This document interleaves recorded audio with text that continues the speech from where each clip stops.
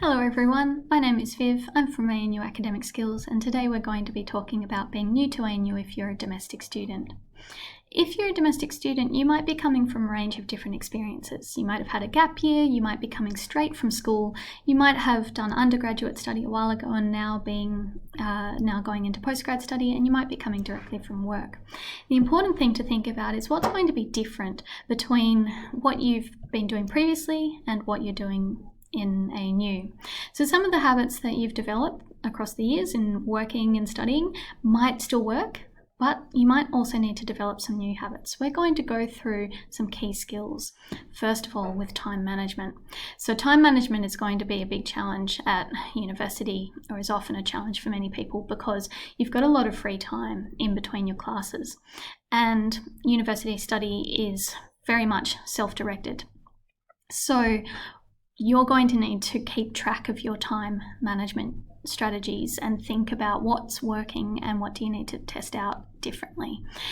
One of the really key pieces of advice is to keep reflecting, because time management is quite personal and it will be up to you to think about what's working in your own life, how are you maintaining that balance, and when do you need some help. For instance, do you want to talk to ANU counselling about managing stress? Or do you need to think about your work hours?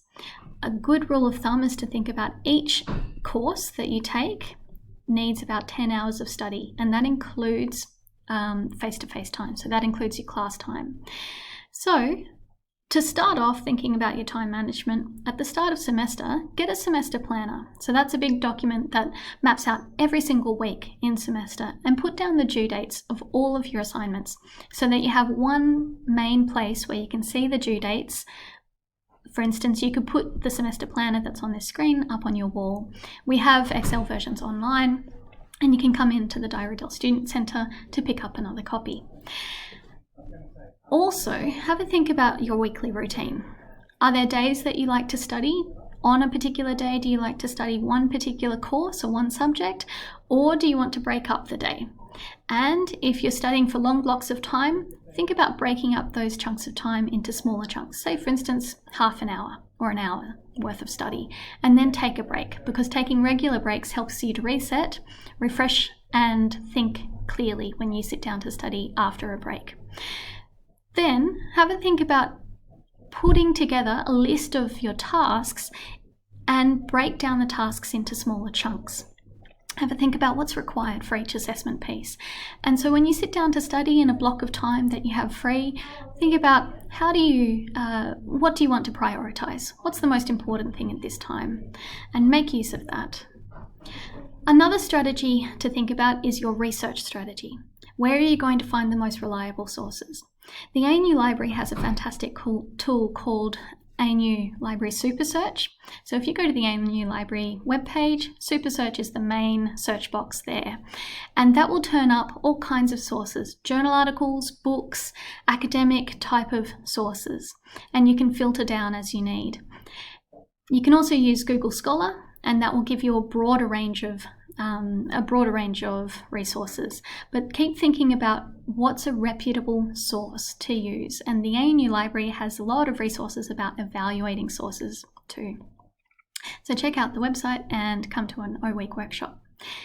At university, you're going to have a heavy reading load. You might have, for instance, 3 or 4 readings per course per week, and those readings might be between 30 and 50 pages long, and they are academic, so they might be quite dense. So rather than treating it like you would treat reading a fiction book where you start from start to finish, don't do that, because you won't necessarily have time to take in every single word, and when you try and read an academic text from start to finish, you won't necessarily understand or maintain your interest for that amount of time. So instead, think first about what's my question? What am I trying to find out from this text? Am I trying to find out an answer for a tutorial question, an assignment question? Is there a particular piece of information that I need? And then search through the text to find out where is that answer going to be. Then once you've found where that answer is likely to be, choose that section and study it in detail. Try and identify what's the main idea of the article or the piece of writing, and what are the sub-ideas. And keep thinking about, why is this relevant to me? When you do focused reading, also think about your notes very carefully. You want to have a system that means that you can find information for yourself easily later on. So the example that we have here on the screen is the Cornell note-taking system, which is divided up into one column for the author's ideas, one column for your ideas, and a section for a summary. So try and think about keeping summaries of your notes so that when you prepare for exams, you can go back and find those easily. Also, take note of your referencing skills. You'll need to reference very carefully at university, so it's useful to find a style guide that is a reputable one. So every referencing style has style guides available, and they are like dictionaries of how to reference. They give examples of how to reference. If you Google ANU referencing, there are a lot of style guides available, and you can choose ones depending on which ones suit your discipline. We also have a Turnitin practice site where you can check whether your paraphrasing is appropriate or not. And on that Turnitin practice site, we have writing and referencing resources to show you what is okay and what's not okay. We also have plenty of information online and in our workshops. You can also think about using automated referencing tools, but find out from ANU Library which ones are reputable. We tend to use EndNote and Mendeley. Finally, academic writing might be different to the types of writing that you've done before, and it's always useful to check what are your lecturers' expectations. So familiarise yourself with the type of writing styles that they require. What you will predominantly be doing here is writing in a persuasive style. So your aim in most of your assignments will be to persuade your reader of your answer to the question, of your position, or of your argument. So it needs to have a clear thesis statement which says what your answer is.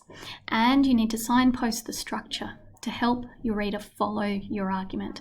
And finally, your topic sentences needs to be nice and clear. So they are really key parts of your writing, and you can come and see us to get feedback. It's a great idea to get feedback early on before you submit anything so that you can get a sense of, are you doing the right kinds of things for your persuasive writing?